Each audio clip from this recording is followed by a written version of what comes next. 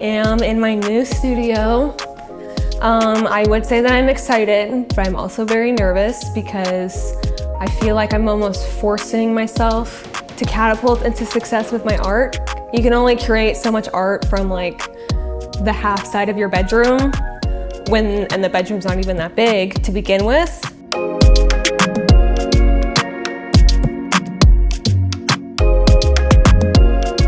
I got this fire wood table off of Facebook Marketplace.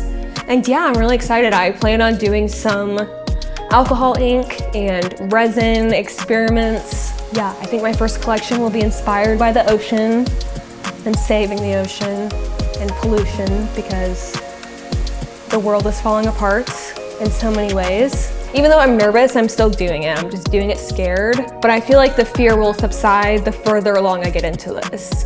Eventually, I'm excited. I want to get a huge roll of Yupo paper, like one that's like 200 bucks and it goes out. It's like giant and I can make huge wooden slabs of cool work, but I have to start small to fund bigger.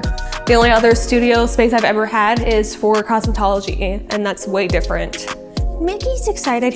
Mickey would not let me leave the house this morning without him, so he had to come. He's lucky there was room in the car because I did bring stuff in the car, and I was like, let me see if there is space, and then you can come.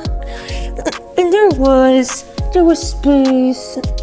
Although his tummy is hurting because he got into a chicken bone outside this week, and now he's on antibiotics because he's bad, and he wouldn't give it to me when he put it in his mouth.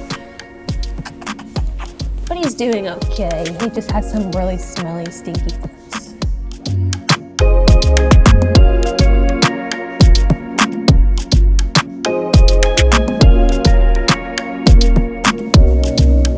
So besides just my traditional painting, my next project that I'm going to be doing, I will be using Yupo paper,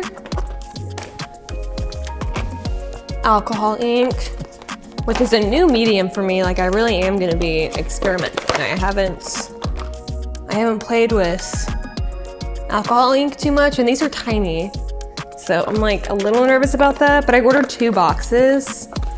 I might just have to go in and like order from Ranger and Tim Holtz alcohol ink. Anyways, Yupo paper, make the art on this, right? And then, which Yupo paper is basically like plastic. It's a non-porous paper, so that's why the alcohol ink sits really nicely on top of it. After that, I will glue it down onto the wood panel, which you can't tell, it's literally nothing right now.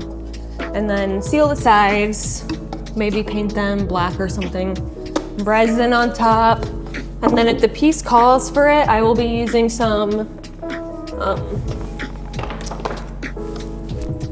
plaster to give some 3D elements to it, almost like land and sea type of vibe.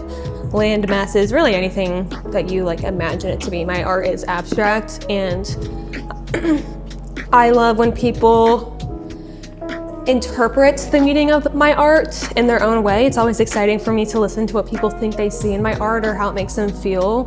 Of course, I always have my own personal meaning for each piece that I create, but I like to listen to what other people also put onto the art for themselves and how they see it, because everybody has their own perspective on everything, and I find that pretty interesting that abstract art can be seen in so many different ways and have so many different emotions just from one piece per person.